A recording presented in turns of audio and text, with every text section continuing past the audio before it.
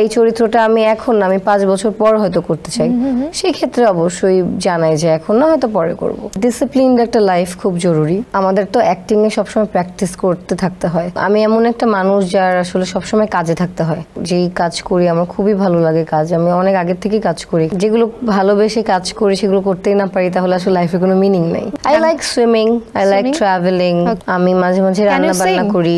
এই চরিত্রের জন্য তোমাকে কাস্ট করা হয়েছে, যে এরকম হয়েছে যে তুমি অস্বীকৃতি জানিয়েছো, মানে না এই চরিত্রটা আমি করছি না, এরকম বিষয়? এটা তো হয়, আসলে এটা হয়। আমি যদি একটা চরিত্র বিলিভ না করতে পারি, আমি পরে যদি আমার মনে হয় যে না এটা আমি আসলে আমার করার দরকার নেই, বা এখানে আমার থেকে বেটার কেউ করতে পারবে, বা আমার থেকে অন্য কাউকে ক্যারেক্টারে বেশি যায়, পছন্দ না হতে পারে। মানে পছন্দ না হওয়ার রিজন একটাই হয়, সেটা হচ্ছে আমার মনে হয় যে আমি এটা একটা থাকে যে গল্প মাঝে মাঝে পছন্দ হয় না, মাঝে মাঝে গল্প পছন্দ হয়, মনে হয় যে এই ক্যারেক্টারের সাথে আমার বয়স যাচ্ছে না, বা আমাকে হয়তো বিলিভেবল লাগবে না, বা এই চরিত্রটা আমি এখন না, আমি 5 বছর পর হয়তো করতে চাই, সেই ক্ষেত্রে অবশ্যই জানাই যে এখন না, হয়তো পরে করব। আচ্ছা সুনেরা, তোমার কি মনে হয় একজন ভালো অভিনেত্রী হতে হলে তার কি কি গুণ থাকা প্রয়োজন? আমার মনে হয় ডিসিপ্লিনড একটা লাইফ খুব জরুরি। এটা হচ্ছে সবচেয়ে বড় দিক। একটা লাইফে ডিসিপ্লিন না থাকলে আসলে আমাদের তো অ্যাক্টিং এ সবসময় প্র্যাকটিস করতে থাকতে হয়। দেখা যায় আমার শুটিং থাকুক না থাকুক, আমার কিন্তু কোনো না কিছু না কিছু প্র্যাকটিস করতে হয়, না হলে আসলে আউট অফ প্র্যাকটিস হলে ওইটা থাকে না, একটু কেমন জানি হয়ে যায়, মানে মানুষ একটু কি বলবো থাকে না, মানে একটা প্র্যাকটিস না থাকলে একটু থেমে যায় আমার মনে হয়। সো ডিসিপ্লিন থাকা অনেক জরুরি, কাজে সিরিয়াস থাকা অনেক জরুরি, এবং মাইন্ডটা ফ্রেশ রাখাটা অনেক জরুরি। ডিস্ট্রাক্টেড হওয়া যাবে না, সবসময় একদম কুল থাকতে হবে, রিল্যাক্স।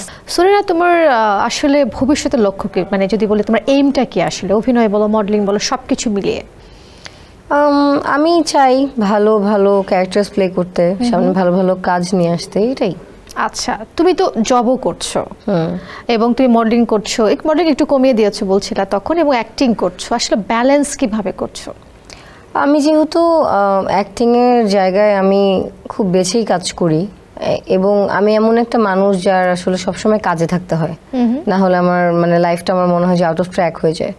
সো আমি জবটাও করি, কারণ আমার জবটাও যেই কাজ করি আমার খুবই ভালো লাগে কাজ, আমি অনেক আগের থেকেই কাজ করি এখানে কোম্পানিতে।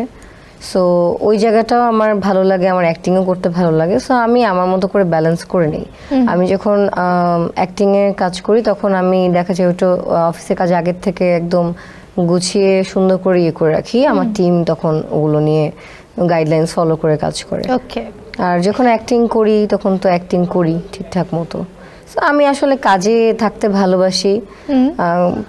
আমাদের তো আসলে আমার মনে হয় যে লাইফটা এত ছোট, এখানে যদি যেগুলো ভালোবেসে কাজ করি সেগুলো করতেই না পারি তাহলে আসলে লাইফে কোনো মিনিং নেই। সো হ্যাঁ, আমি চেষ্টা করি সবসময় যেগুলো এনজয় করি যে কাজগুলো সেগুলো করার।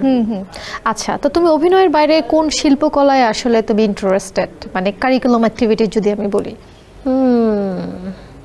I like swimming, I like traveling. আমি মাঝে মাঝে রান্না বান্না করি। Of course, হ্যাঁ।